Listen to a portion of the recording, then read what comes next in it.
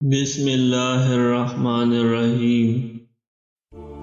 اپنے گھروں میں تلاوت قرآن کریم کی کثرت کیا کرو، کیونکہ جس گھر میں قرآن کریم نہیں پڑھا جاتا اس گھر میں خیر و عافیت کم ہو جاتی ہے اور شر زیادہ ہو جاتا ہے، اور وہ گھر اس کے رہنے والوں کے لیے تنگ ہو جاتا ہے۔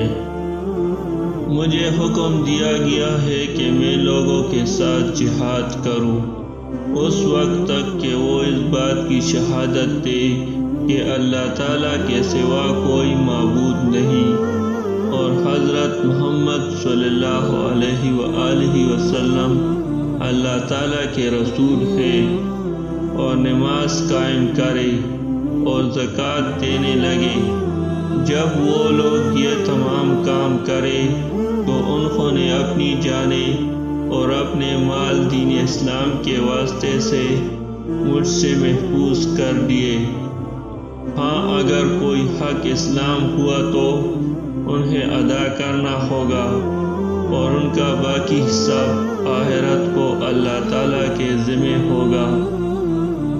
اے اللہ کریم، مجھے اپنی محبت عطا فرما اور ان کی محبت عطا عنایت فرما جن کی محبت مجھے نہ پا دے، اور اے اللہ کریم، جو تو نے مجھے میری پسند کا دے رکھا ہے تو اپنی پسند کے مطابق اسے میرے لیے قوت بنا دے، اور اے اللہ کریم، جو تو نے میری پسندیدہ چیز مجھ سے دور رکھی ہے اسے میرے لیے غنیمت بنا دے جیسا تجھے پسند ہے۔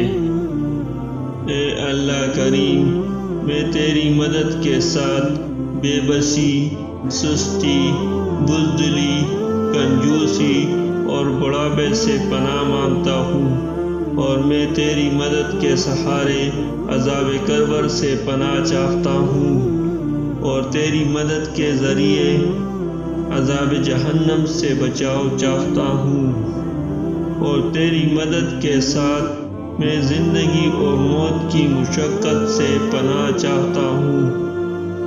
حکمت مومن کی گمشدہ چیز ہے، وہ اسے جہاں بھی پالے اس کا زیادہ حقدار ہے۔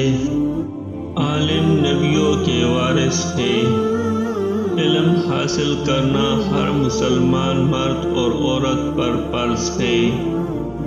جس نے علم کا راستہ اختیار کیا اس نے جنت کا راستہ اختیار کیا۔ جو علم کی راہ پر چلتا ہے اللہ تعالیٰ اس کے لیے جنت کا راستہ آسان کر دیتا ہے۔ علم کی طلب میں نکلنے والا دراصل اللہ تعالیٰ کے راستے میں نکلنے والا ہے۔ علم کی طلب میں کہیں جانا عبادت ہے۔ علم کی تحقیقات میں بحث کرنا جہاد ہے۔ بے شک میں معلم بنا کر بھیجا گیا ہوں۔ علم کا پڑھنا صدقہ ہے۔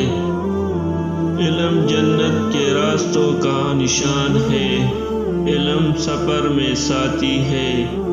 علم دشمنوں پر ہتھیار ہے۔ علم آنکھوں کا نور ہے۔ علم دلوں کی روشنی ہے۔